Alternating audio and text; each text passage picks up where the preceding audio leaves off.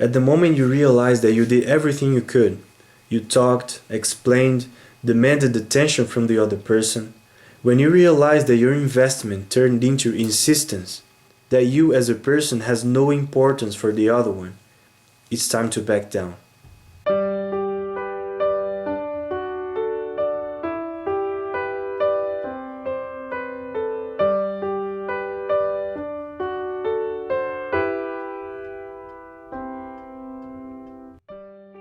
Sometimes we have to stay inert so that some things can work.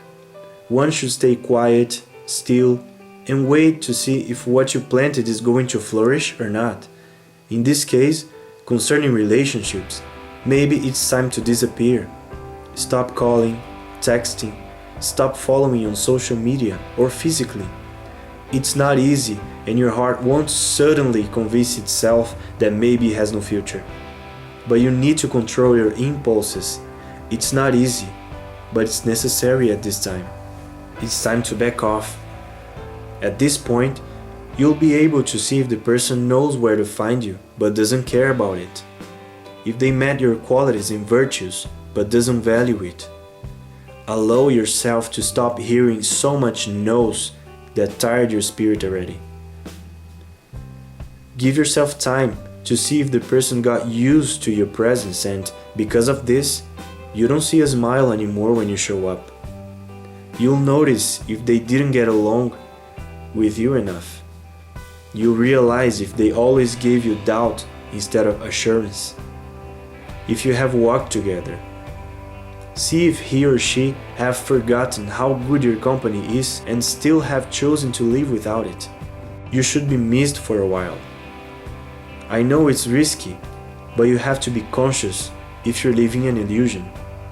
And if you are, you need to have the courage to get rid of it. Life is much more than what your illusions determine. There are tons of wonderful people out there searching for somebody just like you. We need to have the courage not to suffer, because if you face the reality and move forward, you'll suffer less. Life goes on, while we insist in desiring somebody who's gone. Because while we are spoiling and checking them on Instagram or WhatsApp, life keeps going on and many interesting things are being left behind. Leave the scene, disappear, invest in yourself. Change your look, your habits, hang out with friends, travel alone, study something new. Hold on to God and try to get to know Him and find God inside your heart. Read new books, watch different movies. If you used to act insecurely, inconveniently, obsessively, get rid of these aspects. We must always search for self-confidence. Self-love is a key for a good relationship with people. If this person is really into you, if this is only a crisis, a self-understanding moment, a pause in order to fix everything when you were looking down on yourself, you'll see. He or she will come after you, their feelings will connect to yours, and you'll both start walking on the same direction. But if nothing happens, if they don't miss you, have in mind that this is the best thing that could have happened. Because what you thought that existed, actually, it doesn't. Do you understand?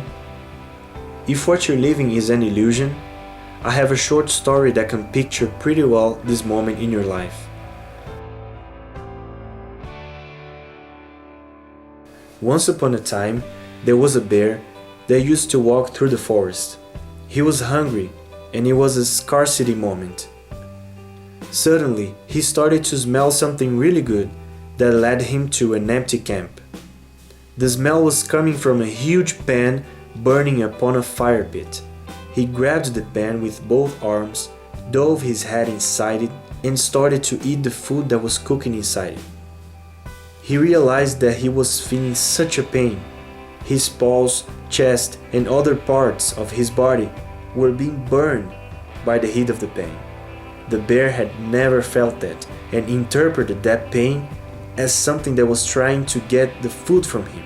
So he started to moan loudly, and the more he hurt, the tighter he grabbed the pain. And the more pain, the more screaming. the more tighter he held it. When the hunters came back to the camping, they found the bear leaning against a tree near the fire pit. The burns were so hard on him that made the pen stick on his body, and even that, he had a roaring face expression. This is what we do with the things we consider important. We hug tightly, even though it brings us pain and death. For this reason, to be happy, sometimes you need to have the courage to let it go. So let's have the courage the bear didn't have. Let's see what the bear didn't. Let's drop the pain